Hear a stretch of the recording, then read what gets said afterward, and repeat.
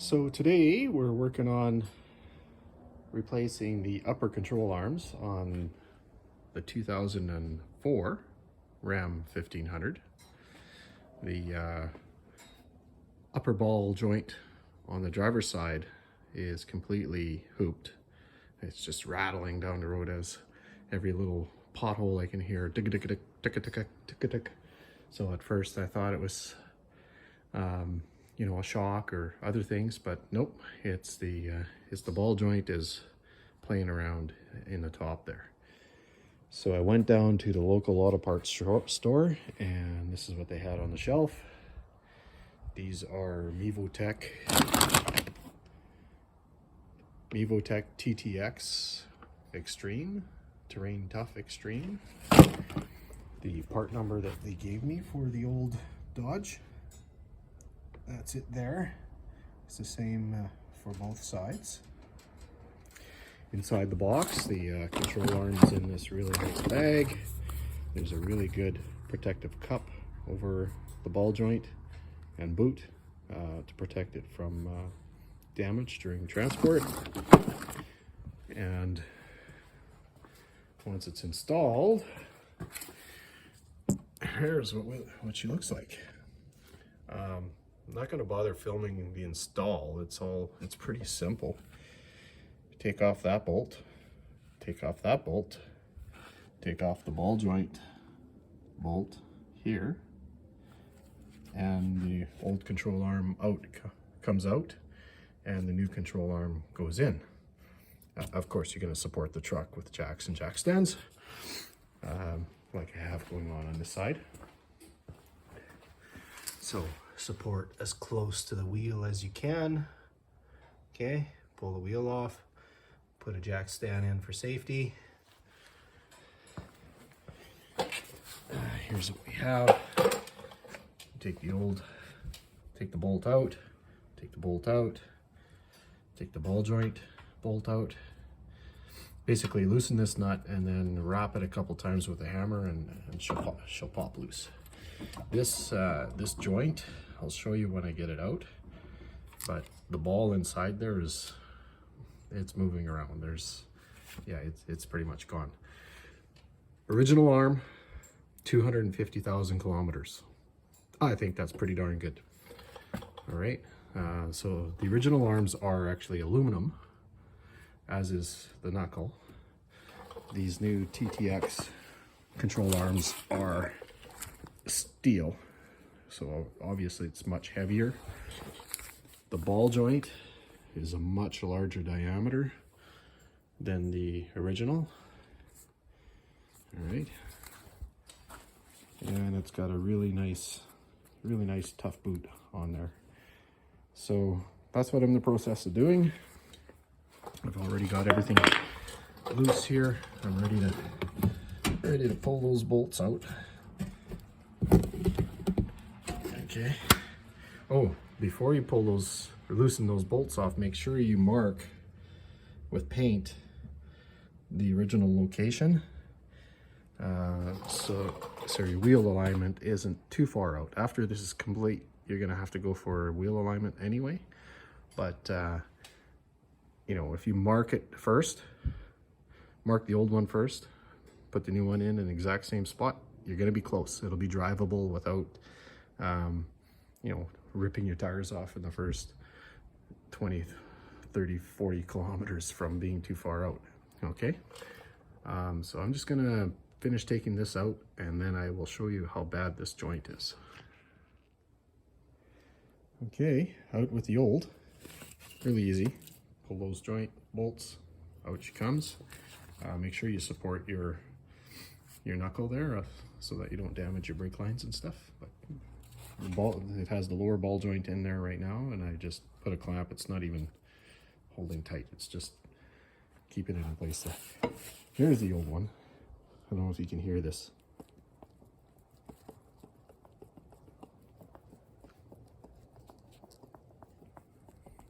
Can you hear that? So yeah, going down the road every time, you know, washboards especially, yeah, you could really hear that knocking. So I was putting new shocks in it anyway, but this became readily apparent as soon as that new shock started to take up and add some stiffness to the front. This thing started rattling right away. So there's the old, and there's the new. The new is steel, the old is aluminum, extremely light. That doesn't mean it isn't strong, it's just light. The steel one's a little thicker. The ball joint is significantly bigger on the new one. So I can't say I'm expecting more life out of it. I mean, this guy is original at 260,000 kilometers, something like that on there. I've never changed them, and I've had the truck almost since new. So there we are, and that's the new one that's going in. It's pretty simple. It's just gonna fit right up in there, ta-ta, and slip into the knuckle, and there we go. Before I put that in there, this is going to get a nice cleanup.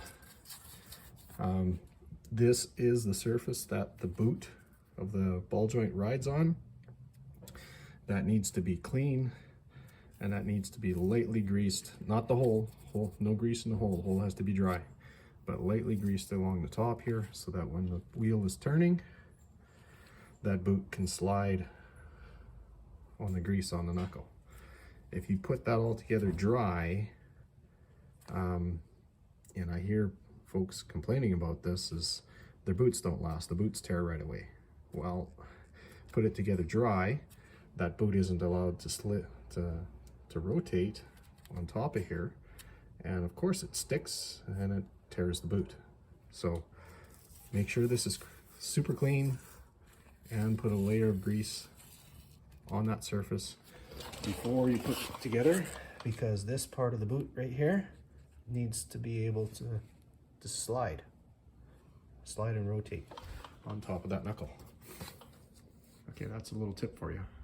I'm going to put this together, and I might give you another minute commentary at the end. Alrighty, just assembled loose for now. So I just slip the bolts in, finger tighten the nuts. So I've got that arm in there, okay. The knuckle has been cleaned. I used a wire brush to clean the surface. Then I flat filed it to get rid of any rough spots and corrosion spots. Then there's a little light coating of boot grease there. I don't know if you can see it. It's kind of greenish, but the hole is dry, okay? So now, and the reason for that grease again is so that the boot, this part of the boot, can slide on the knuckle as you turn the wheel. Otherwise, there's a good chance you could just tear the boot, okay? These are really tough boots though, I don't expect that to tear. Now, try to put this together with one hand, holding the camera, my knees holding the knuckle, and didn't get that joint up in here. Let's see here. Okay, like that, like that, and there we go, just like so. Okay, in the kit comes this fancy nut with an also equally fancy locking clip that goes through the hole and locks on the nut. It's a pretty slick design. I like that. And then of course there's a grease nipple that goes on there. Okay, so that's where I'm at. I'm just going to tighten this up, get those bolts back to the alignment marks that I made, tighten everything up, and I'm done here. Then we're going to go for a test drive, see if the rattle is gone or if I find something new. And there it is. Okay, so 100 foot-pounds torque up there. Here, basically I go to 70 and then I continue tightening until the hole lines up for the pin. So, you know, probably 80 or so. If you go tighter, it just means it's going to be harder to get out later if you ever need to. Okay, so now I'm going to put some fresh grease in there. These have a little hole for once they pressure up, it leaks a very thin amount of grease out of the hole. So I'm going to put some fresh grease in that, throw the tire back on, and we'll go for a test drive. We're done here. Okay, that's a wrap. Success. Control arms are replaced. Terrible knock is gone from that bad ball joint. I still have a very slight rattle going over washboards, especially when it's uneven. And so the next thing is going to be a sway bar link. There's one of them that is shot. I can grab the sway bar, wiggle it up and down, and I can feel the one sway bar link that's going click, click, click, click, click, click. So that'll be the next one, and then the old Dodge should be running nice and smooth and quiet. You may have noticed I'd also changed the shocks while I was at it. I changed out the original shocks to the Ranchos a while ago. That's the Rancho 5000. Wonderful shock. Gives a nice smooth ride. Fairly firm, but nice and smooth. And these ones were, well, basically they're timed out. I think I installed them probably about 150,000 kilometers ago. They're still riding fairly smooth, but I was noticing we were getting a bit of a bouncy castle feeling on some parts of the road. The rear ones were fine. I mean, they're same thing, same age. So really nothing wrong with them, just wore out. This time around, I decided to go with the gas magnums.